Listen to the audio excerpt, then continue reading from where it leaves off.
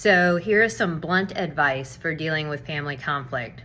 Backstory, I was a school counselor for nearly 20 years. I have seen so much family conflict, it would just floor you, some of the things that I've seen.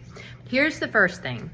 You've got to give people permission to be who they are. And you have to decide where your boundaries are in relation to that. Some of y'all have some crazy, crazy people in your family, and you have no business being around them. I understand completely why some of you walk away from family relationships. And the stories that I could tell you, you would agree that just because somebody's family, just because they're blood, it doesn't mean that they're somebody who deserves your attention. On the other hand, people are a little eccentric. People are a little crazy. And if it doesn't mess with your boundaries too much, you just love them anyway. Love them for who they are, because you might be a little crazy too. So, and love is a very healing kind of a thing. So give permission for people to be who they are. Second piece of information, blunt as blunt can be, do not nag. Just don't do it. When you nag someone, you're pushing against them. It is an act of control, right?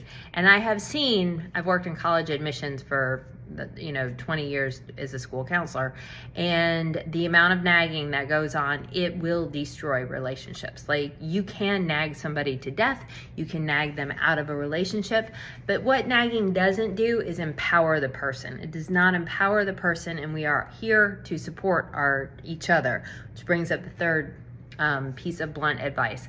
Notice every single time somebody is doing something right. So I've been married for 30 years. I have a great marriage. And I will tell you, I thank my husband every day for cleaning the kitchen. He thanks me every day for cleaning the kitchen, because at some point both of us are going to end up cleaning the kitchen. The reason you want to do that, you want to notice what's going right, is because you want to reinforce that behavior. And when you do that, it keeps the conflict minimal, because when you do have an area that you want to contest with somebody, they trust you because you've seen all the good things that they're doing. You haven't just noticed all the bad things that they're doing.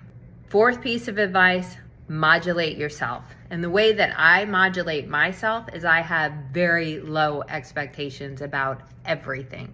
And it makes conflict really non-existent, because I really don't expect very much. Now, some of y'all, you have a lot of high expectations. And when you have high expectations of other people and you put your expectations on them, you're going to move into conflict if that person is not meeting your expectations. Me, I have low expectations. So anytime something goes right, I'm like, yeah, woo, let's go. So low expectations also means that people are more free to be who they are, which is what you want to have happen.